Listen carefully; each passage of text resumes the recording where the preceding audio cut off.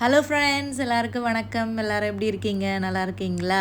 Video start பண்ணுறதுக்கு முன்னாடி ஒரு விஷயத்த உங்ககிட்ட காமிக்கணும். எப்போவுமே ஒரு இன்ட்ரோ கொடுத்துட்டு தானே வீடியோவை ஸ்டார்ட் பண்ணுவோம். ஃபஸ்ட்டு நீங்கள் இதை பார்த்துருங்க, அதுக்கப்புறமா இன்ட்ரோ கொடுத்துக்கலாம். இப்போ பார்த்தீங்களா, எங்கள் வீட்டில் ஒரு பூசணி செடி வளருதுன்னு சொல்லியிருந்தேன்ல, விதை சும்மா தூவி விட்டேன், அதுவாக முளைச்சது தான். இப்போ பார்த்தீங்களா எவ்வளோ பெரிய பூசணிக்கு ஆயிடுச்சுன்னு சொல்லிட்டு ரொம்ப ஹாப்பியாக இருந்தது காலையில் அந்த பூசணிக்காவை பார்க்கும்போது. ஸோ அப்போ இன்னுமே நல்லா பூக்கள் பூத்துட்ருக்கு, இன்னுமே ஒரு சில பிஞ்செல்லாம் விட்டுட்டுருக்கு.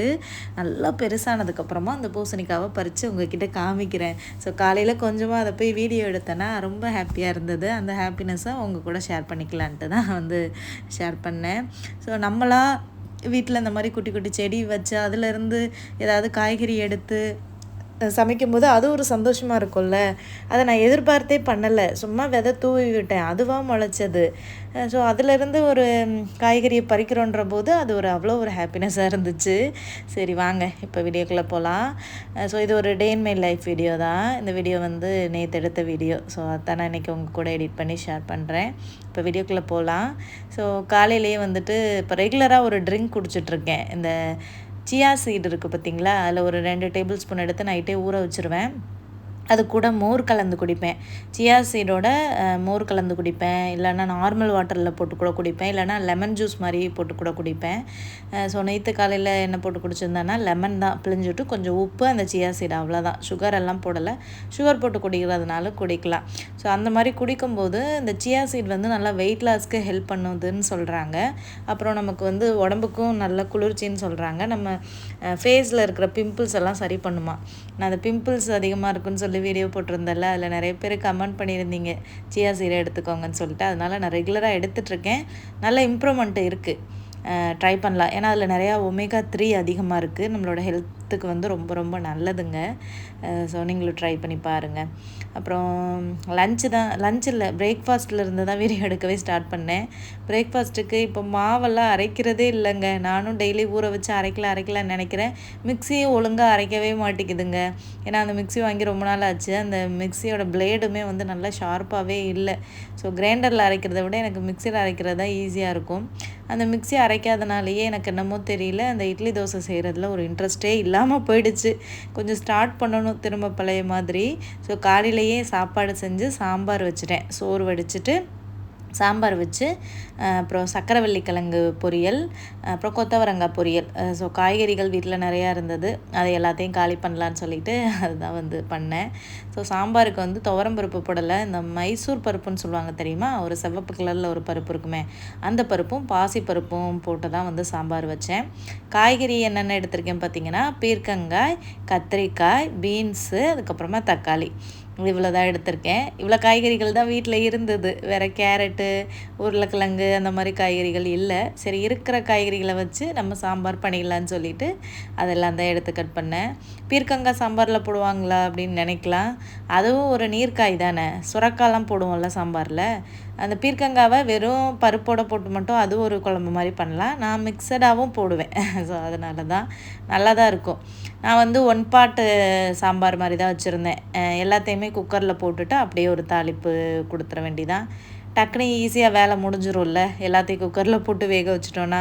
பட் அந்த மாதிரி பண்ணக்கூடாதுன்னு சொல்லுவாங்க. ஏன்னா காய்கறியோட சத்து எல்லாமே போயிடும்னு சொல்லிட்டு. பட் டைம் இல்லை.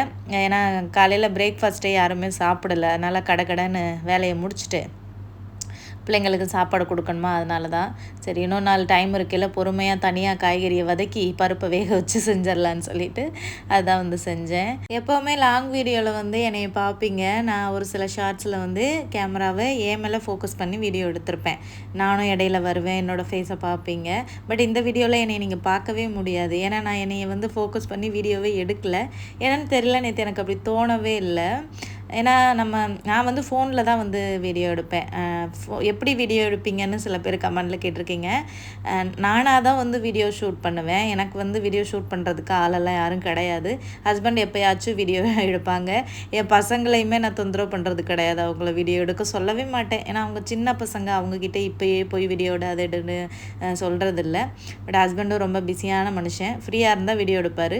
அவர் பிஸியான ஆள், வேலை கிளம்பிடுவார் அவர் காலையிலேயே. ஸோ அதனால் அதனால் அவங்களெல்லாம் யாரையுமே தொந்தரவு பண்ணுறதில்ல. எனக்குன்னு ஒருத்தன் இருக்கான். அவன் யாருன்னா என்னோடய மொபைல் ட்ரைபோர்டு தான். அவன் அந்த மொபைல் ட்ரைபோர்டில் மாட்டிடுவேன்.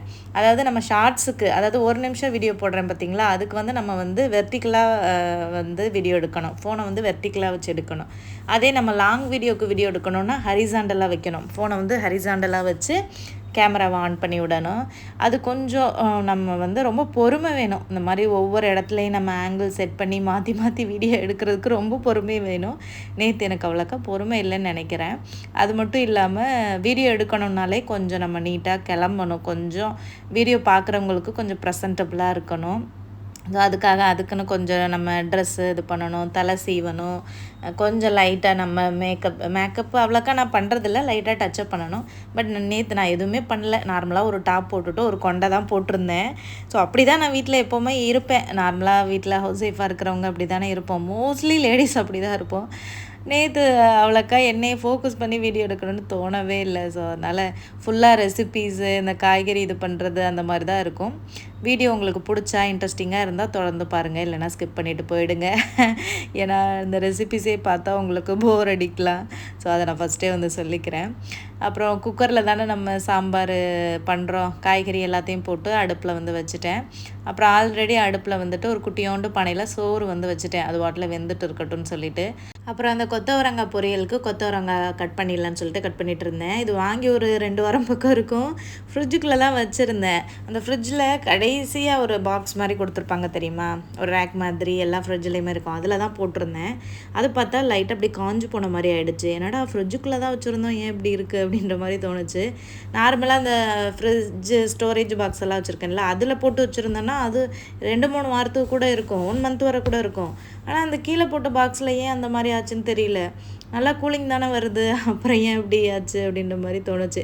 சரி வேஸ்ட் பண்ண வேண்டாம், அது ஒரு பொரியலாக பண்ணிடலான்னு சொல்லிவிட்டு அதையும் கட் பண்ணி வந்து எடுத்துக்கிட்டேன். ரொம்ப காஞ்சு போல், லைட்டாக ட்ரை ஆன மாதிரி இருந்தது. அதுக்கப்புறம் அடுப்பில் சோறு போட்டிருந்தேன்ல, அது வந்து நல்லா வெந்துருச்சு. அதையும் வடிச்சிடலான்னு சொல்லி எடுத்துக்கிட்டேன். எனக்கு சமையல் பண்ணுறதுலேயே ஒரு பெரிய டாஸ்க் என்னென்னா அந்த சோறு வடிக்கிறது தான். எனக்கு பிடிக்கவே பிடிக்காது. ஒழுங்காகவே எனக்கு வடிக்கவே தெரியாதுங்க. கையில் வடிச்சுக்கிடுவேன். அதனால தான் இந்த அவனுக்கு யூஸ் பண்ணுற க்ளவுஸை போட்டுக்கிறது, கையில் சுற்றுன்னு சொல்லிட்டு ஆவி அடிக்குமா. ஸோ அதனால தான் இந்த குட்டி பானையில் வர்ற ரைஸை கூட என்னால் வந்து வடிக்க அவ்வளோக்கா தெரியாது. ஸோ எப்படியோ ஒரு வழியாக வடித்து எடுத்துட்டேன். நிறைய டைம் வந்து இதனாலேயே கையில் சூடு வாங்கியிருக்கேன். கையில் வடிச்சிருவேன், இல்லைன்னா வந்துட்டு இந்த ஆவி அடிச்சிரும். அது எனக்கு ரொம்ப பயமாக இருக்கும். அதனாலேயே அந்த க்ளவுஸை போட்டுக்கிட்டோன்னா கொஞ்சம் பாதுகாப்பாக இருக்கும். ஸோ சோறு நல்லா வெந்து நல்லா பொழு பொழுன்னு வந்துருந்துச்சு. மட்டை அரிசி போடலைங்க, பொன்னி அரிசி தான் இருந்துச்சு. அதை தான் வந்து சமைச்சேன். ஏன்னா மட்டை அரிசி சமைக்க கொஞ்சம் லேட்டான மாதிரி இருந்தது. ஸோ அதனால் அதுவே டக்குன்னு வெடிச்சாச்சு. அதுக்கப்புறம் அந்த சக்கரவள்ளி கிழங்கு வாங்கிட்டு வந்தது நிறையா இருந்தது. நான் ஒரு 2 கிலோ 1.5 கிலோவுக்கு மேலே பக்கம் வாங்கிட்டு வந்திருந்தேன். அதை வேக வச்சு கொடுத்தா பசங்க சாப்பிட மாட்டாங்க. அதை வேக வச்சு ரொட்டி மாதிரி பண்ணுவேன், இல்லைனா சப்பாத்தியோடு பண்ணுவேன், இல்லைனா நான் பொரியல் பண்ணுவேன், இல்லைனா குழம்போடு சேர்த்து போடுவேன். கருவாட்டு குழம்பு, சாம்பார் அந்த மாதிரி பண்ணுவேன். இல்லைனா சப்பாத்திக்கு கிழங்கு மசாலா பண்ணுவோம் பார்த்திங்களா, அது கூட நான் போட்டு பண்ணுவேன். அப்போ தான் என் பிள்ளைங்கள சாப்பிட வைக்க முடியும். வேக வச்சு கொடுத்தா சாப்பிடவே மாட்டேங்கிறானுங்க. ஏன்னா அந்த சக்கரவள்ளி கிழங்குல நிறைய ஹெல்த் பெனிஃபிட்ஸ் இருக்குது. அதை வந்து நம்ம ரெகுலராக எடுத்துக்கணும். பிள்ளைங்களுக்குமே கொடுக்குறது நல்லதா. ஸோ அதனால் இதை பொரியல் பண்ணிட்டேன்னா சாப்பாடோடு வச்சு பிசைஞ்சு ஊட்டி விட்டுடலாம், நல்லாயிருக்கும். நம்ம நார்மலாக எப்படி உருளைக்கிழங்கு பொரியல் பண்ணுறோமோ அதே மாதிரி தாங்க. ஸோ ரொம்ப நல்லாயிருக்கும். இந்த மாதிரி ட்ரை பண்ணுங்கள். எப்படி நம்ம உருளைக்கிழங்கு கட் பண்ணுவோமோ அதே மாதிரி கட் பண்ணிக்க வேண்டியதான். லாஸ்ட்டாக போட்டிருந்த லாங் வீடியோவில் ஒரு கமெண்ட் வந்திருந்தது. என்ன கமெண்ட்னா, நம்மளை பெற்றவங்களே நம்மளை ஒதுக்கும் போது என்ன பண்ணுறது சிஸ்டர், அது ரொம்ப கஷ்டமாக இருக்குது அப்படின்னு சொல்லியிருந்தாங்க. அந்த கமெண்ட் நேற்று ஃபுல்லாக எனக்கு மனசில் ஓடிட்டே இருந்தது. ஏன்னா நம்மளை வேறு யாராச்சும் நம்மளை ஹர்ட் பண்ணும்போது, நம்மளை ஒதுக்கும் போது, நம்மளை கஷ்டப்படுத்துகிற மாதிரி பண்ணும்போது நமக்கு அந்த டைம் மட்டும்தான் கஷ்டமாக இருக்கும். அதுக்கப்புறம் நம்ம அதை மறந்துடுவோம், கடந்து போயிடுவோம். பட் நம்மளோட பேரண்ட்ஸ் அப்படின்றது அவங்க கிட்ட இருந்து நம்ம நிறைய எதிர்பார்ப்போம். ஏன்னா அவங்க தான் நமக்கு எப்போவுமே வந்துட்டு நமக்கு நல்லது நினைப்பாங்க அப்படின்னு நம்புவோம். பட் அவங்களே வந்து அந்த மாதிரி நம்மளை ஒதுக்கும் போதும், நம்மளை கஷ்டப்படுத்தும் போதும் நம்மளால் அதை ஏற்றுக்கவே முடியாது. ரொம்ப கஷ்டமாக இருக்கும். ஏன்னா அம்மா அப்பா அப்படின்றது நம்மளுக்கு ரொம்ப ரொம்ப முக்கியமானவங்க. அவங்க அப்படி பண்ணும்போது நம்மளுக்கு கஷ்டமாக தான் இருக்கும். இந்த வீடியோவை அந்த கமெண்ட் போட்டவங்க பார்த்தீங்கன்னா, நான் சொல்கிறது ஒன்றே ஒன்று தான். லைஃப்பில் வந்துட்டு ஸ்ட்ராங்காக இருக்கணும், அவ்வளோதான். யார் நம்மளை கஷ்டப்படுத்தினாலும் சரி, யார் நம்மளை ஒதுக்குனாலும் சரி, யார் நம்மளை அவமானப்படுத்தினாலும் சரி, நம்ம ஸ்ட்ராங்காக இருக்கணும், அவ்வளோதான். பண்ணுறாங்களா, ஓகே, அந்த டைம் நமக்கு கஷ்டமாக தான் இருக்கும், அதை ஏற்றுக்கவே முடியாது தான்.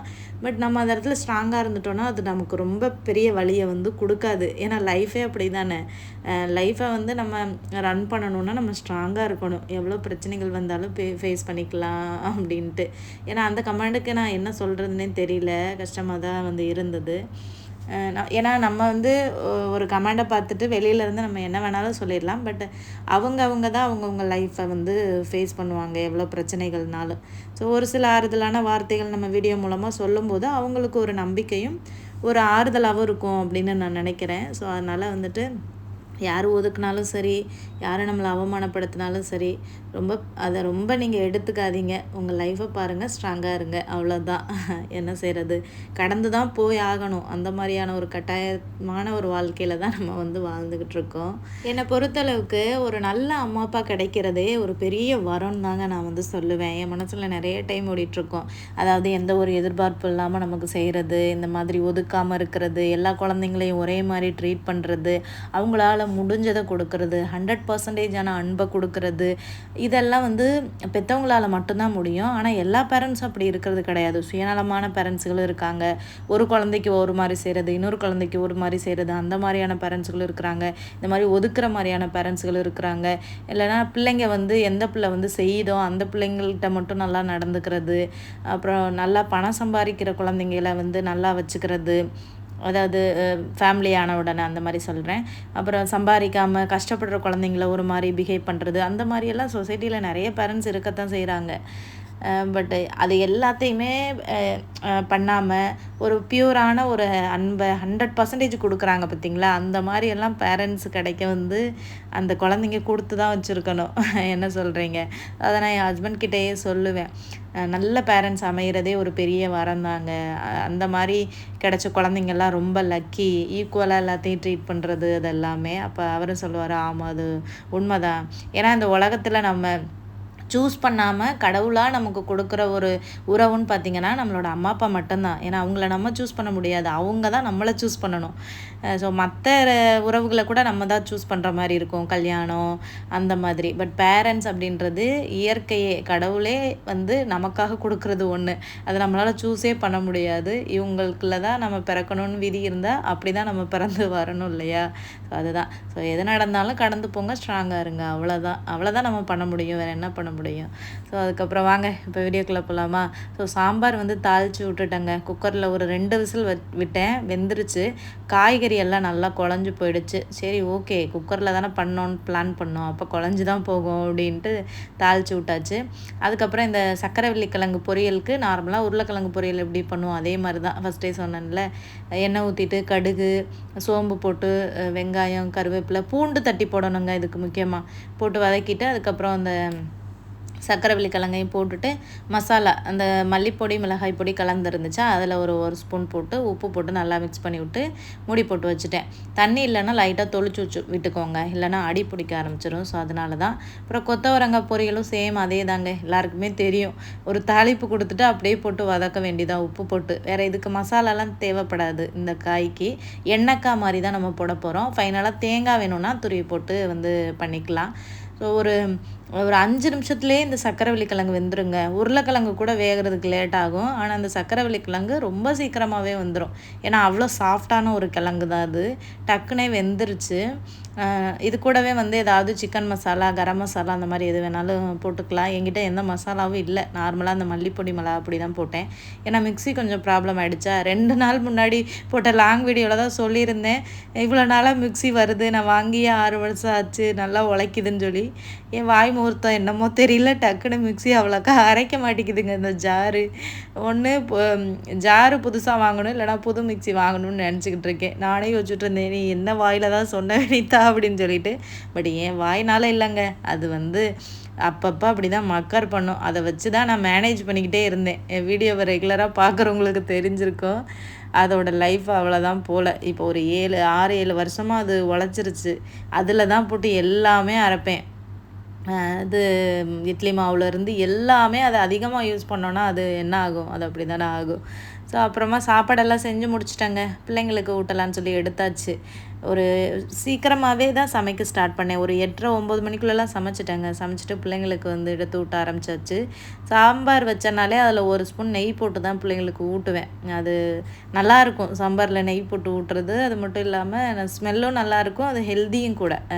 ஸோ அதனால் பிள்ளைங்களுக்கு ஊட்டி முடிச்சாச்சு. முடிச்சுட்டு அதுக்கப்புறம் பசங்க பாப்கார்ன் கேட்டாங்க ஸ்நாக்ஸுக்கு. அம்மா ஸ்கூல் ஸ்நாக்ஸுக்கு பாப்கார்ன் கொடுங்கன்னு சொல்லிட்டு, அதோட சரி அதையும் செஞ்சு வச்சிடலான்னு சொல்லிட்டு அதை தான் பண்ண வந்திருக்கேன். இந்த பாப்கார்ன் வந்து எப்படி வாங்குறீங்கன்னு லாஸ்ட்டாக ஒரு ஷார்ட்ஸ் போட்டிருந்தேன். அதில் ஒரு சிஸ்டர் கேட்டிருந்தாங்க.